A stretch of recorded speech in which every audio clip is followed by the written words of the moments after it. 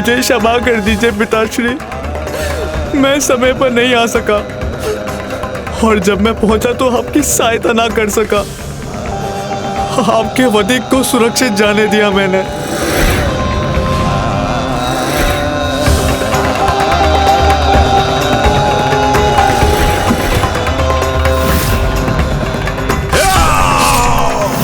किंतु प्रतिशोध की अग्नि मेरे भीतर धधक रही है। जब मैं आपकी मृत्यु का प्रतिशोध लूंगा, वो सर्वकाल का सबसे भयंकर युद्ध होगा। वो सर्वकाल का सबसे भयंकर युद्ध होगा। ब्रह्मदेव, कदाचित आप मेरे पुत्रों के पराक्रम से परिचित ही नहीं, तो सुनिए, देवताओं को अपना सेवक बनाकर उनका मिथ्या दंभ मिटाया है। अब बारी है आपके ज्ञान को पराजित करने की। इसीलिए आपको तो अब यहीं रुकना होगा ब्रह्मदेव।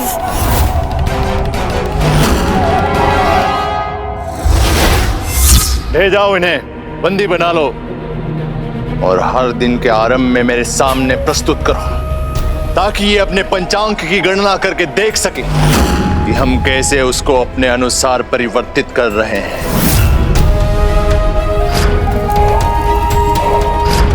ये कैसा दृश्य देखा मैंने?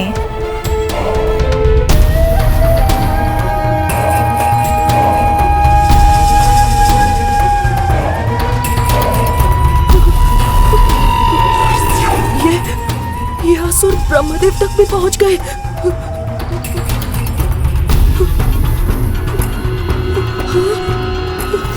ब्रह्मदेव स्वयं इनके बंदी बन गए, तो फिर हमें कौन मुक्त करेगा?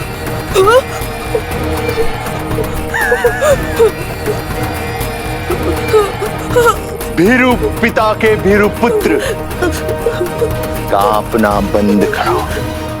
यदि ये पात्र तुम्हारे हाथों से नीचे गिर गया तो समझ लो कि आज तुम्हारा अंतिम दिवस है।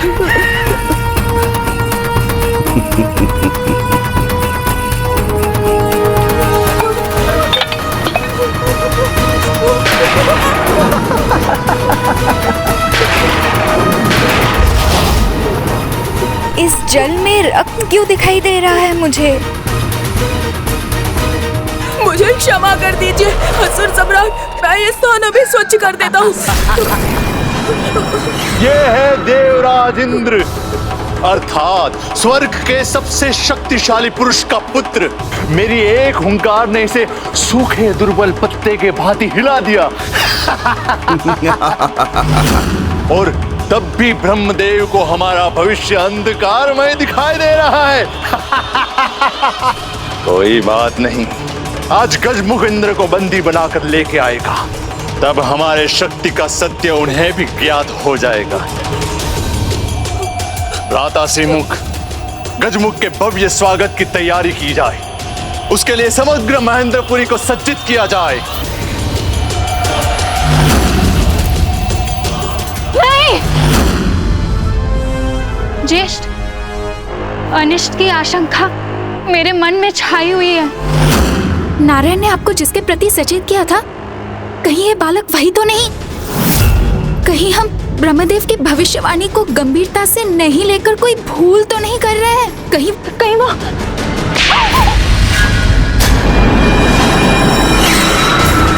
गजमुखन और सिंहमुखन जैसे पराक्रमी योद्धा की बहन की मुख से ऐसी निराशाजनक बातें शोभा नहीं देती। इसीलिए तुम्हारी भलाई इसी में है कि तुम अपना मुख बंद रखो।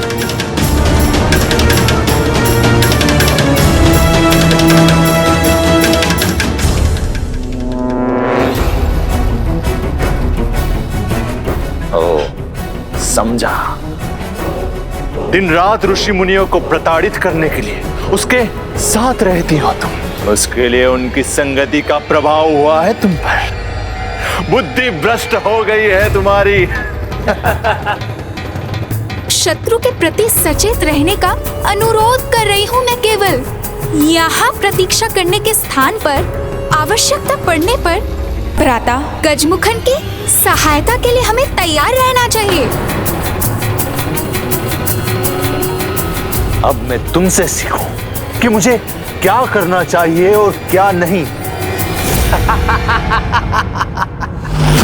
जिसने मात्र कुछ असहाय ऋषि मुनियों को सताया है, वो मुझे सिखाएगी कि असुरों का साम्राज्य मैं कैसे चलाऊं। ज्येष्ठ मुझे अपमानित क्यों कर रहे हैं? एक नारी जिसमें ना बुद्धि है ना बल। अब मुझे उससे सीखना होगा कि मैं अपने असुर साम्राज्य की रक्षा कैसे करूं।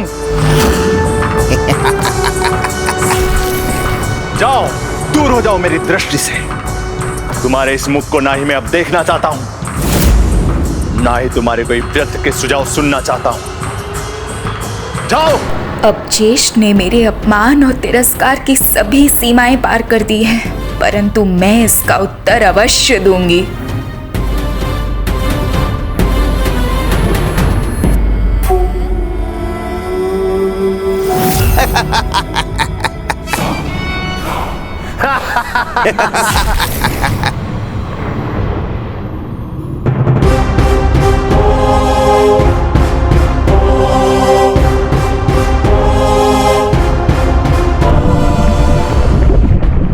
अब मुझे उससे सीखना होगा कि मैं अपने असुर साम्राज्य की रक्षा कैसे करूं, जिसमें ना बुद्धि है ना बल, जिसमें ना बुद्धि है ना बल।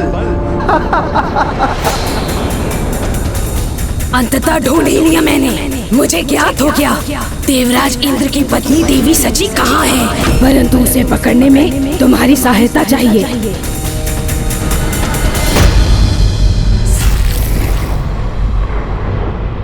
तुम्हें पूर्ण विश्वास है दुर्मुखी कि वो देवराज की ही पत्नी है?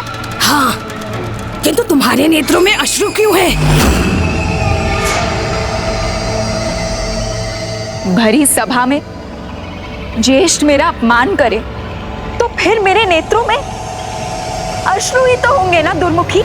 किंतु अब मैं अपना सामर्थ्य प्रमाणित करूंगी। तभी ज्ञात होगा उन्हें कि एक भाई अपने बहन का परित्याग कर सकता है, लेकिन एक बहन अपने भाई को नहीं भूल सकती। चलो दुर्मुखी, मुझे इंद्र की पत्नी के निकट ले चलो। अवश्य, चलो।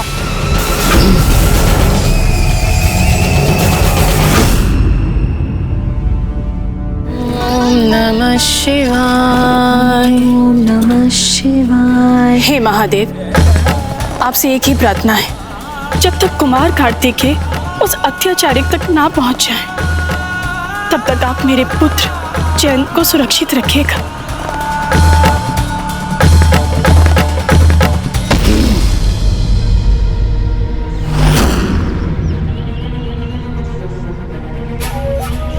अवसर मिल गया तुम्हें अजामुखी, मिल गया।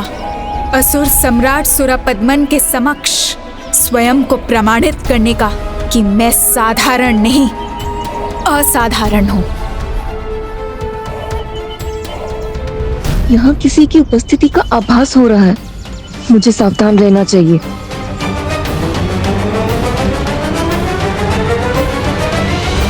क्या हुआ पुत्री देवसेना? माता, यहाँ किसी असुरी शक्ति की छाया है। हाँ पुत्री देवसेना, किंतु अब हम क्या करें? जो सबके सहायक है, अब वही हमारी सहायता करेंगे।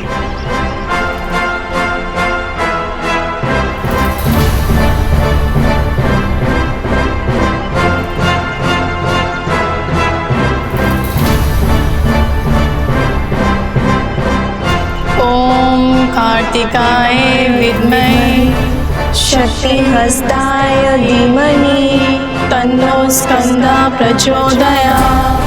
ओम कार्तिकाय विद्महे शक्तिहस्ताय धीमहि तन्नो स्कंदः प्रचोदयात्।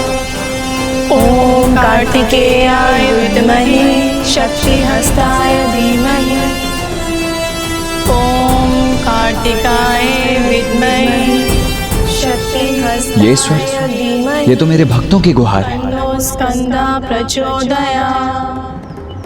ओम कार्तिकेयाय विद्महे शक्तिहस्ताय धीमहि तन्नो स्कंदा प्रचोदयात्। मुझे ऐसा आभास क्यों हो रहा है जैसे कोई पुनः विपत्ति आने वाली हो। हस्ताय धीमहि तन्नो स्कंदा प्रचोदयात्।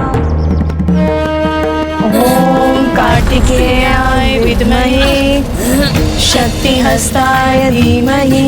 हमारा आगे बढ़ना कठिन होता जा रहा है, किंतु मैं रुकने वाली नहीं हूँ दुर्मुखी। किसी भी परिस्थिति में स्वयं को प्रमाणित करना ही होगा।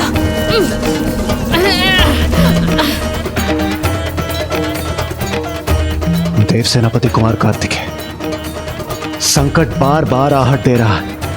मेरे मन में अनेकों आशंकाओं के मेघ उमड़ रहे हैं। ऐसा प्रतीत हो रहा है जैसे मेरी पत्नी और पुत्री पर कोई नवीन संकट छाने वाला है। आप चिंता मत कीजिए देवराज। ओम कार्तिकेयाय विद्महे शक्ति हस्ताय धीमहि तन्नो स्कंदा प्रचोदयात्। वीरबाहु, देवी शची और देवसेना की सुरक्षा का दायित्व मैं आपको सौंपता हूं। शीघ्र वहां पहुंचिए और उनकी सुरक्षा सुनिश्चित करके हमें केदारनाथ के मार्ग पर मिले।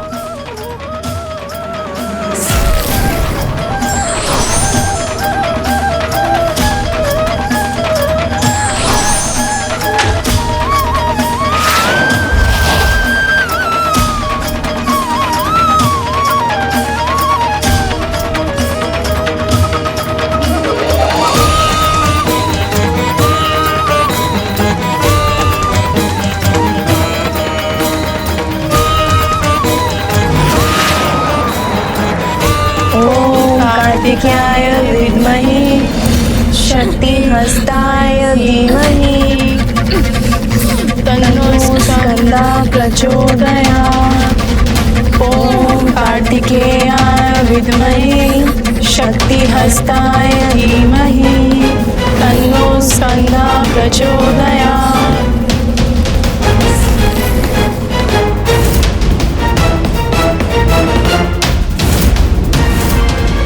ना व्यर्थ का विरोध, ना कोई चीख पुकार, ये सब नहीं चाहिए मुझे। शांति पूर्वक चलो मेरे साथ। मैं तुम्हें तुम्हारे पुत्र के पास ले चलूंगी, जिसकी सुरक्षा की तुम प्रार्थना कर रही थी। माता और पुत्र दोनों मिलकर असुर सम्राट की सेवा करना। तुम्हारा सौंदर्य उन्हें अवश्य भाएगा और वो मेरे उपहार स्वरूप तुम्हें अवश्य स्वीकार करेंगे। फिर तो मेरे बल बुद्धि पर कोई शंका नहीं कर पाएगा। निकट मत आना हमारे। ना तुम हमें लेकर जा सकती हो और ना हम तुम्हारे साथ जाएंगे। तो क्या निशस्त्र रहकर रोकोगी तुम? ना तुम्हारा भीरू भ्राता जयंत, ना दुर्बल पिता इंद्र, कोई तुम्हारी रक्षा करने नहीं आ सकता। ऐसे में कौन करेगा तुम्हारी रक्षा? मैं रोकूंगा तुम्हें।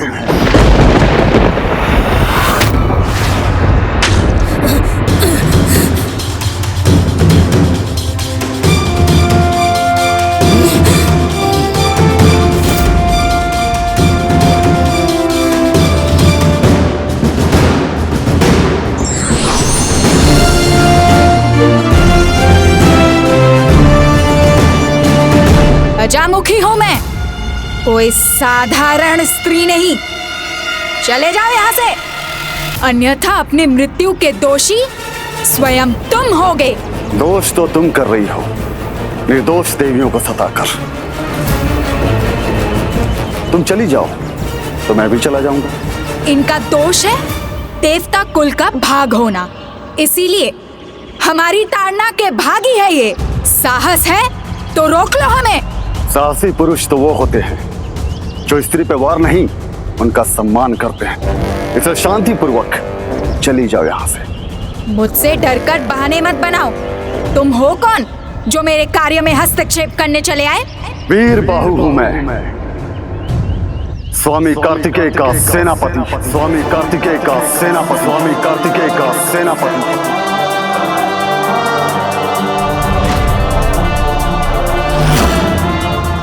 कार्तिकेय? कौन कार्तिकेय? उनकी महिमा का जितना बखान करूंगा कम है, किंतु तुम्हारे लिए इतना पर्याप्त है कि तुम्हारे एक पापी अत्याचारी महासुर गजमुख को मृत्यु दंड उन्होंने ही दिया। तो मेरी शंका सत्य थी, भ्राता गजमुखन का वध हो गया। तब तो इन्हें ले जाने से ज्येष्ठ और भी प्रसन्न होंगे।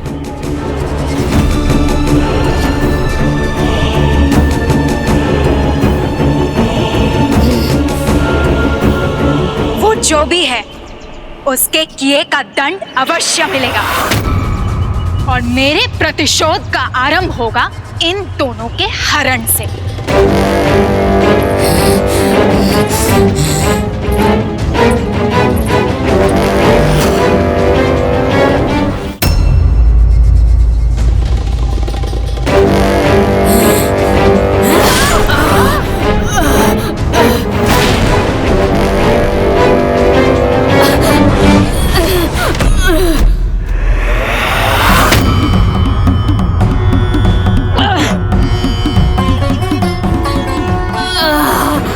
स्त्री पर वार करना उचित नहीं मानता, किंतु जो पापी स्त्री का हाथ अन्य किसी स्त्री पर अत्याचार का कारण बने तो उसके वो हाथ मैं उसके शरीर से विलग भी कर सकता हूँ।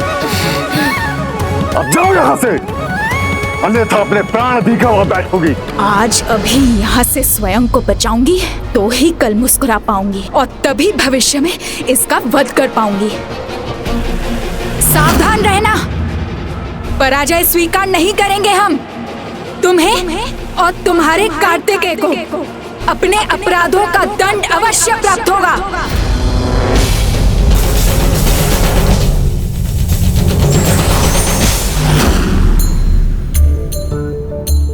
प्रणाम प्रणाम प्रणाम। आप चिंता ना करें माता, मैं भी आपको सुरक्षित स्थान पर ले जाऊंगा। किंतु देवराज इंद्र तो स्वर्ग में उपस्थित नहीं है, इसलिए वो स्थान भी हमारे लिए सुरक्षित नहीं है। तो फिर आप कहाँ लेकर जाएंगे हमें? कैलाश कैलाश कैलाश।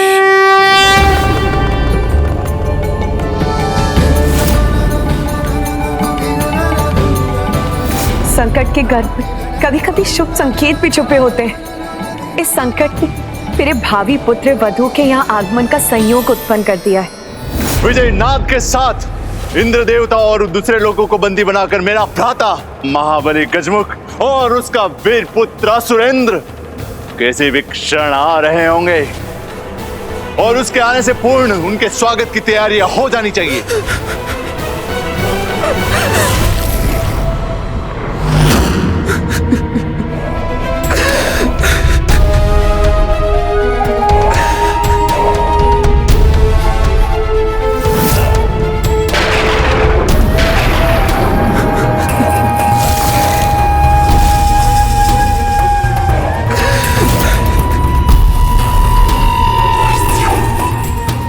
कहाँ है ये असुरेंद्र और मेरे भ्राता गजमुख कहाँ है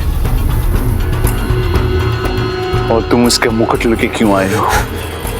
यही शेष बचा है पिताश्री का।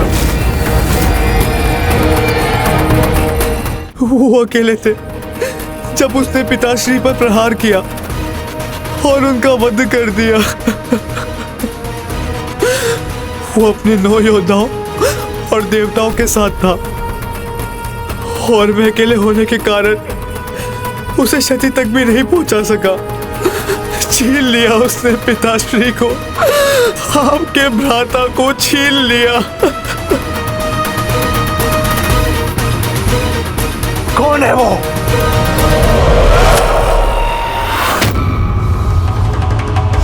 भ्राता,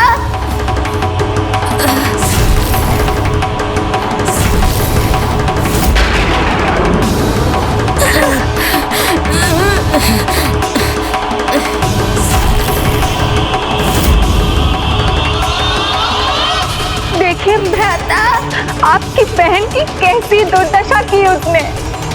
असुर सम्राट की बहन यदि दुर्बल इंद्र की पत्नी देवी शची को आपकी सेविका बनाने के लिए लेने गई थी तो उसमें भला मेरा क्या दोष था।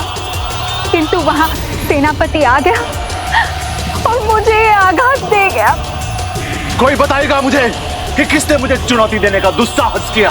कार्तिकेय भ्राता,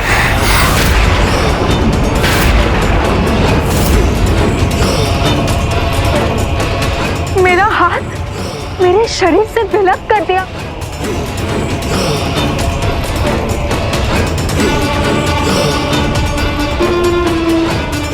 तो तुम्हें वहां पे जाने की क्या आवश्यकता थी? स्त्री हो अबला हो तो तुम्हें यहाँ पे ही रहना चाहिए था ना, राजभवन में। जिसका सामर्थ्य नहीं वो करने क्यों गई थी तुम? बस भ्राता, आप मेरे अपमान की सारी सीमा लांघ चुके हैं। आप केवल एक सामान्य असमर्थ पुरुष की भांति अपने गृह में अपने ही लोगों और स्त्रियों का अपमान क्यों कर रहे हैं? यदि आप सचमुच में एक महान पराक्रमी योद्धा हैं, तो जाइए अपने भ्राता के अंत का प्रतिशोध लीजिए। युद्ध भूमि में जाइए। इस प्रकार गृह में हुंकार भरने से कुछ नहीं होगा। जाइए भ्राता, जाइए। हाँ हाँ, स्वयं मैं जाऊंगा और उसका अंत करूंगा और उसके बाद मैं तुम्हें दंडित करूंगा।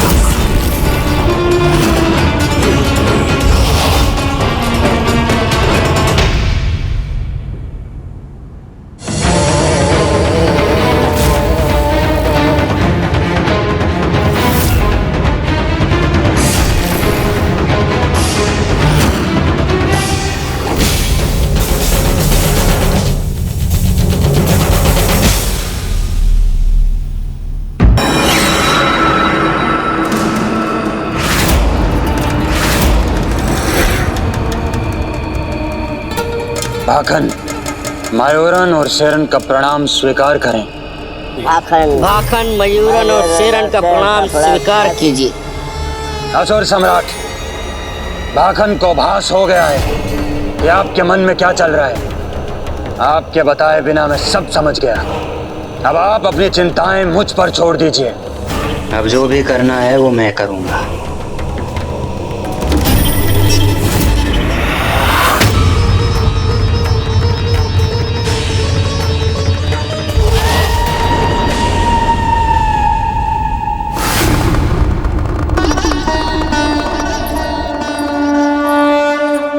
मेरे होने वाली पुत्र वधू प्रथम बार कैलाश आ रही है। आज मैं प्रथम बार उसे प्रत्यक्ष देखूंगी। माता, माता वो आ रही हैं।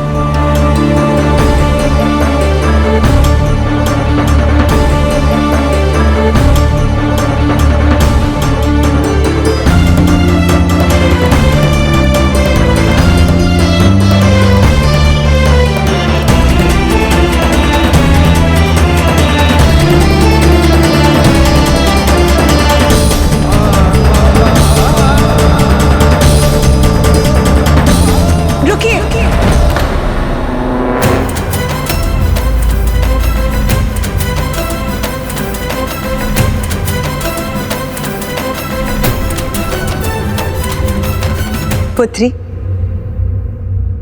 सर्वप्रथम अपना दाहिना पांव बढ़ाओ।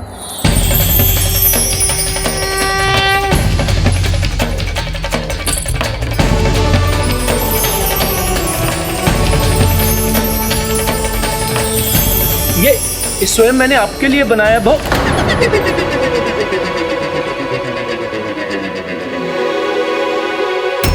ये नंदी जी अभी क्या कहते कहते रुक गए। प्रणाम माता। पुत्री,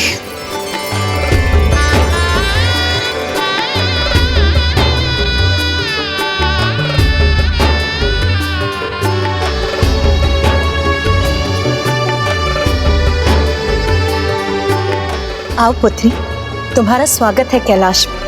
यहाँ तुम सुरक्षित हो। माता पुत्री देवसेना के साथ ऐसा व्यवहार क्यों कर रही हैं, जैसे उनका पूर्व का कोई परिचय हो। आओ।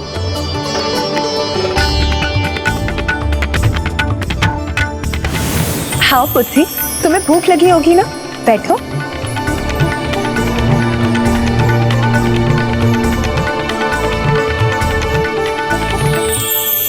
आप चिंता ना करें, माँ अन्नपूर्णा है।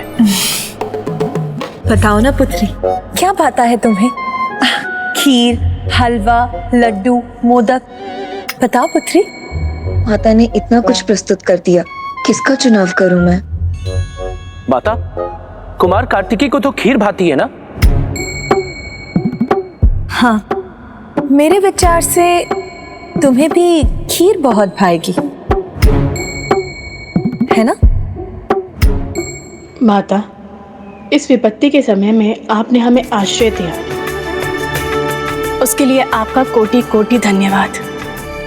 किंतु आपको हमारा इस प्रकार का स्वागत और इतना कष्ट उठाने की कोई आवश्यकता नहीं थी। उचित होगा कि पुत्र कार्तिकेय और पुत्री देवसेना के विवाह की चर्चा देवी शची से मैं नहीं अपितु स्वयं देवराज इंद्र ही करें। पुत्री देवसेना आज प्रथम बार कैलाश आई, तो इतना स्वागत तो स्वाभाविक है ना पुत्री?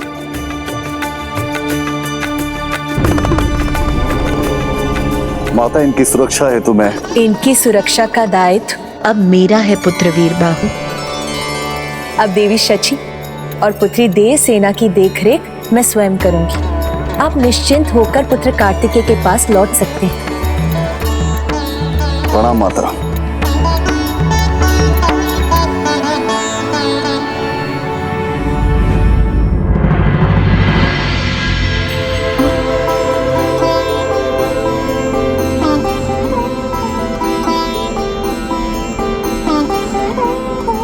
ये तो बहुत शुभ है कि भ्राता की यात्रा श्री केदारनाथ से आरंभ होने जा रही है, क्योंकि अब मुझे माता और पिताश्री की एक पावन कथा सुनाकर उन्हें विवाह के लिए मनाने का अवसर प्राप्त हो जाएगा। वीरबाहु, प्रभु, दो आसुरी स्त्रियां उनको प्रताड़ित कर रही थी, जिनसे मैंने देवी सची और देवी देवसेना को सुरक्षित कर कैलाश में छोड़ आया हूँ। उचित, कैलाश पहुंच के वो निश्चिंत हो गई होंगी। हाँ देवराज, मुझे तो ऐसा लगा जैसे माता पार्वती उनकी प्रतीक्षा में थी और कुमारी देवसेना को देखकर अति प्रसन्न हुई। उन्होंने कुमारी देवसेना का बहुत स्नेह से स्वागत किया। अर्थात माँ अपनी भावनाओं पर नियंत्रण नहीं रख सकी।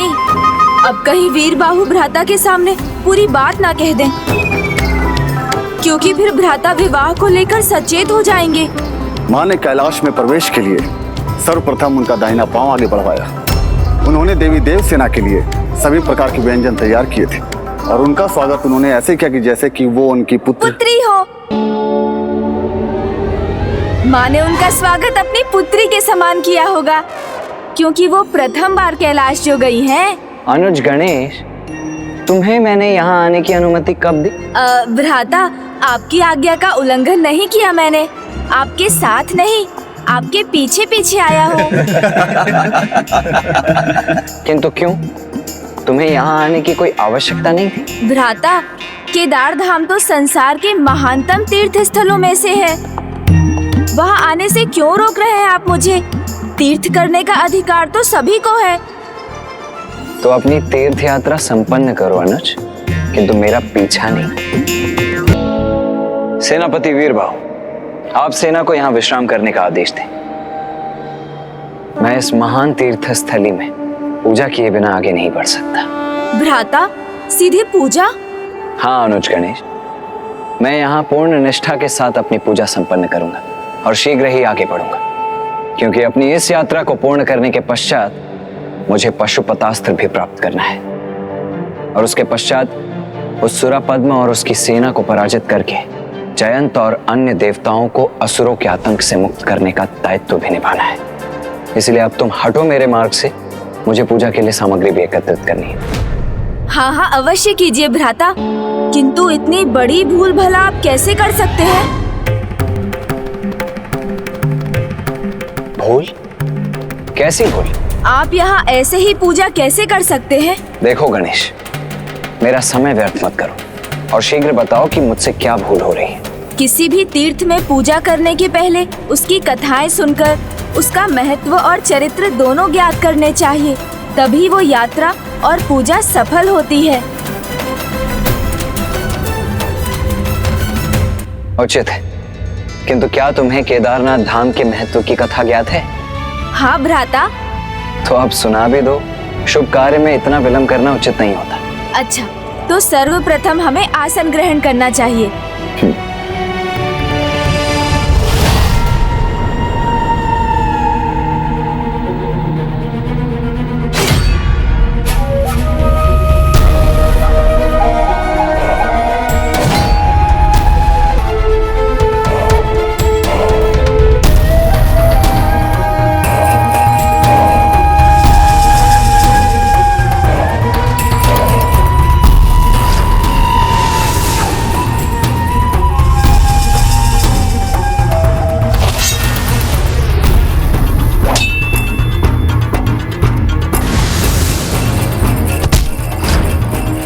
मयूरन, वो यहीं थे।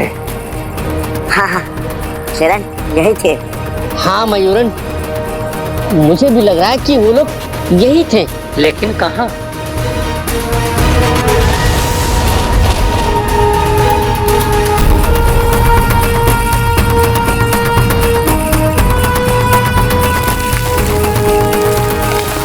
यहाँ तो कुछ भी नहीं है, यहाँ भी कुछ नहीं है।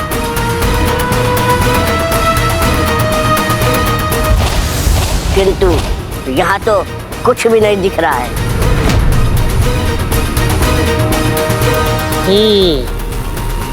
सारे पद चिन्ह इस हिम के नीचे छुप गए हैं। उसका उपाय है मेरे पास।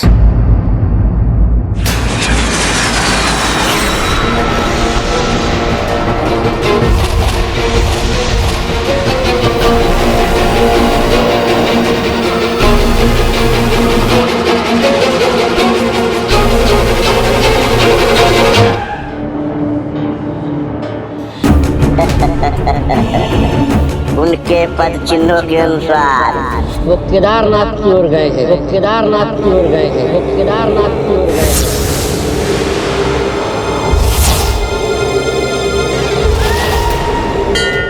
पावन धाम केदारनाथ और उसकी कथा का संबंध देवराज इंद्र और उन 5 महाअसुरों से है, जिन्होंने बिना किसी पूर्व सूचना के अचानक इंद्रलोक पर धावा बोल दिया था।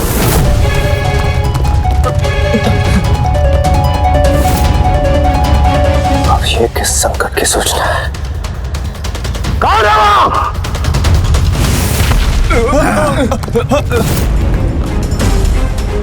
हिरण्याक्ष, जो अनेकों अस्त्रों का स्वामी था।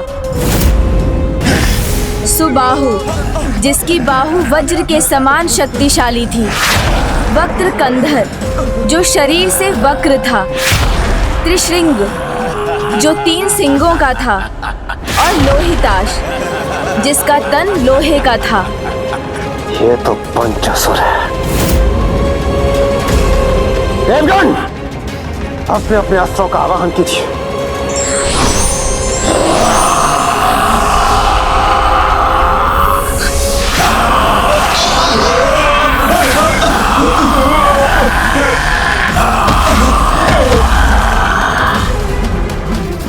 ये पंचासुर, ये तो अजय है। नारायण नारायण।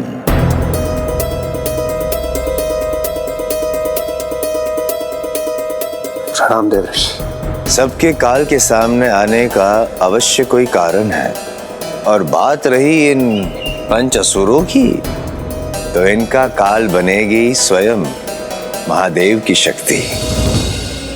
जब वे करेंगे काल का रूप धारण, तभी पंच असुरों के पराजय का बनेंगे कारण। उससे पूर्व देवराज इंद्र, आपको प्रस्थान करना होगा। मंदाकिनी के तट पर पहुंचना होगा, और वहां पहुंचने के बाद आराधना करनी होगी, तपस्या करनी होगी प्रभु की। और तब तक अन्य देवताओं का क्या दायित्व होगा? रक्षा करनी होगी आपको देवराज इंद्र की और उनके तप की।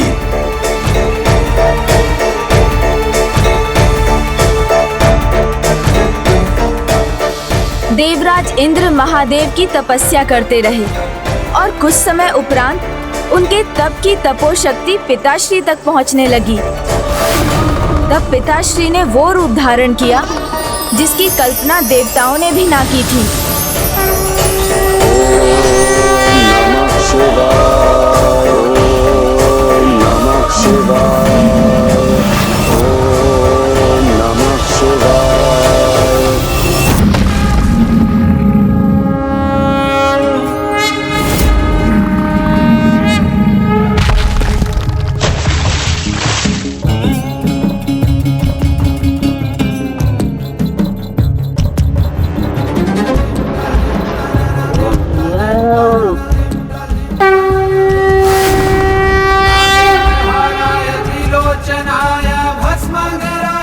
स्वयं महादेव महेश रूप में।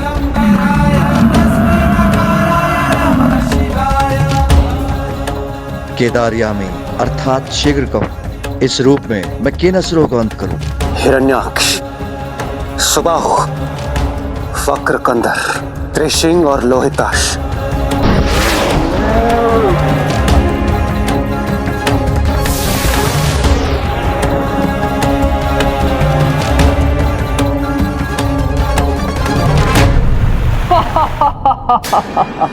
अप्सराओं को प्रस्तुत करो।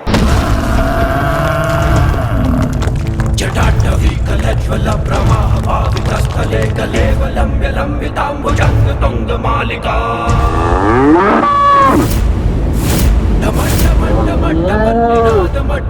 रुक जा दोस्त महेश।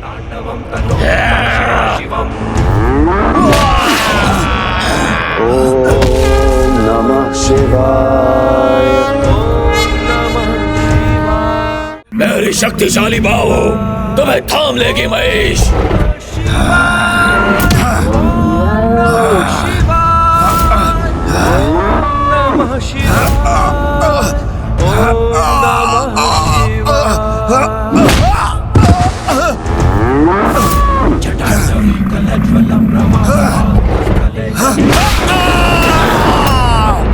ओम नमः शिवाय। तुम्हारा इतना दुस्साहस।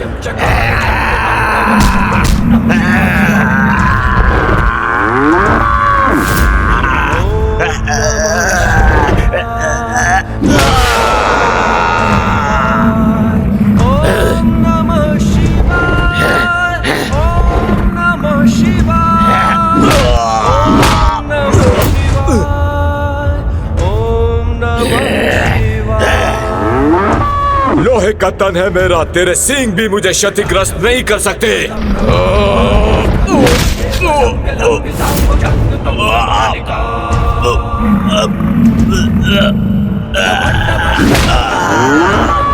ओम नमः शिवाय।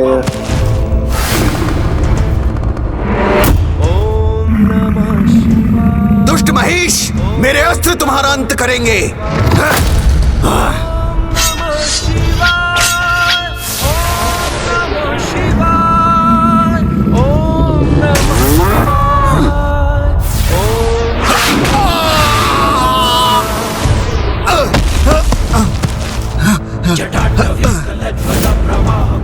स्थले कलेवलम्ब्य लम्बिताम्बुजङ्ग तुङ्गमालिका।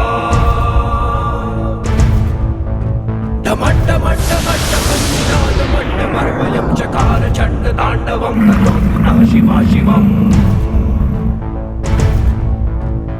ओम नमः शिवाय, ओम नमः शिवाय, ओम नमः शिवाय। हम देवताओं की रक्षा के लिए, असुरों के आतंक से मुक्ति प्रदान करने के लिए आपका कोटि कोटि धन्यवाद प्रभु। अपने निज रूप में दर्शन प्रदान करने की कृपा करें प्रभु।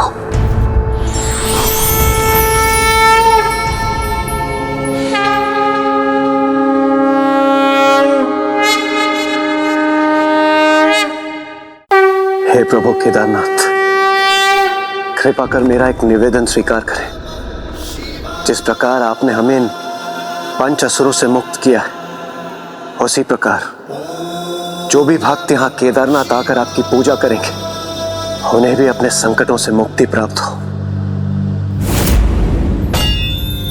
तथास्तु तथास्तु।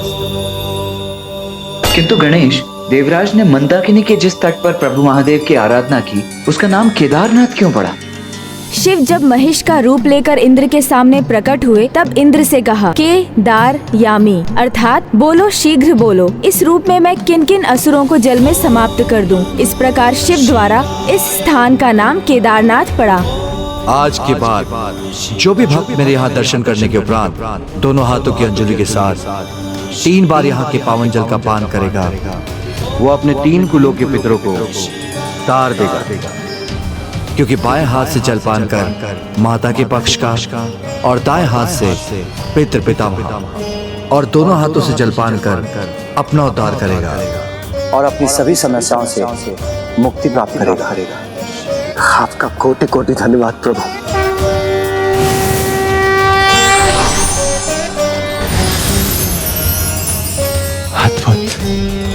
इस प्रकार यहाँ तपस्या और प्रार्थना करने पर प्रभु ने देवराज इंद्र को ही नहीं अपितु संपूर्ण जगत को उनके संकटों से मुक्त होने का उपाय प्रदान किया।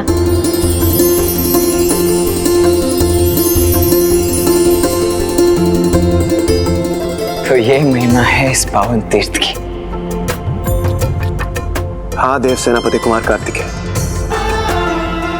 उस दिन के बाद मैं यहाँ प्रति दिवस प्रभु केदारनाथ की पूजा करने और यहाँ के इस जल कुंड से जलपान करने हेतु आया करता हूँ और मैं ऐसा कलयुग के अंत तक करता रहूंगा। किंतु एक बार जब शीतकाल आया तो मुझे पूरे 4 माह तक प्रतीक्षा करनी पड़ी थी। इस जलकुंड का जल हिम जो बन चुका था, मैं अपनी पूजा अधूरी भी नहीं छोड़ सकता था। किंतु यहाँ के न्यूनतम तापमान की शीत का प्रबल प्रभाव मेरे शरीर पर पड़ रहा था, जिससे प्रसन्न होकर प्रभु ने अपने दर्शन प्रदान करने की कृपा की और मेरा उचित मार्गदर्शन भी किया।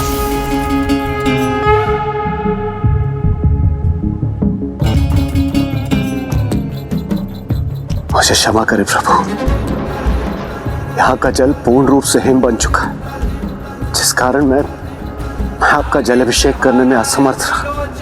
प्रभु मैं तो यहाँ हूँ, किंतु आपके शेष भक्त तो यहाँ आ भी नहीं पाएंगे।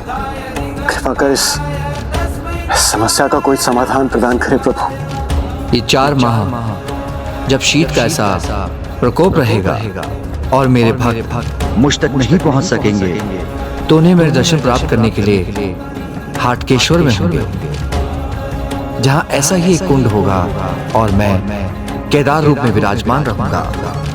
धन्यवाद प्रभु, आपका कोटि कोटि धन्यवाद। इसलिए प्रभु का यह धाम यदि केदारनाथ कहलाएगा तो हटकेश्वर दूसरे केदार के नाम से प्रतिष्ठित होगा।